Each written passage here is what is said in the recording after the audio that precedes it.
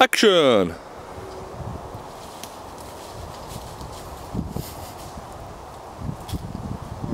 Just coming here to check on the rutting stands. Thick woodland like this, you'll normally find at the base of a large tree. A lot of the time, they'll also be next to a smaller tree, which they'll run around, barking and barking and barking. There isn't much tree damage on here, which is quite surprising, which is normally what happens around the rutting stands.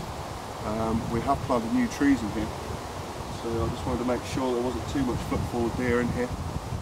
We've got some salt blocks just up the track there to go and see how much deer we've actually got in this area. Having a salt block is a really good idea because it actually allows you to get a good number on the deer, and if they are using them, you can actually keep them in quite a small confined space and you can watch them from a distance. You may see 3 deer at rutting stand and you may see 6 deer at a salt block. There's probably for every deer 2 or 3 which you don't actually see. So let's go and have a quick look at it.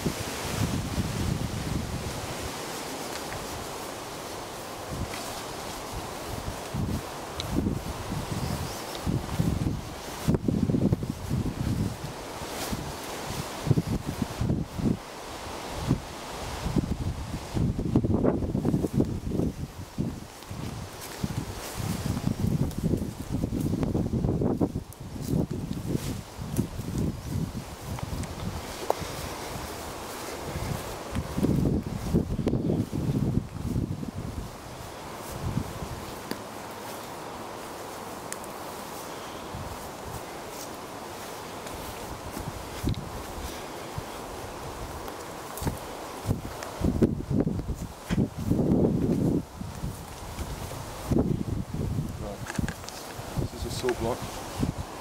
We've got 50 or so new trees which have been planted in this area. A little clearing up here. Now, the reason being why I put it against this particular tree is we've got a convergence of 3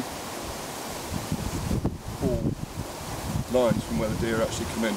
This is dead centre of the wood, about as open as it actually gets.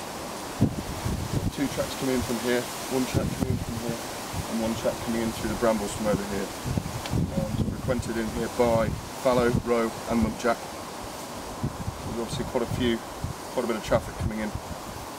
Now if you have a look at the salt block, even though it's underneath a tree and actually being shaded by the rain and the wind somewhat, where I put the rope it's actually cut into the side where it's been wet and where it's particularly been moved around by the deer.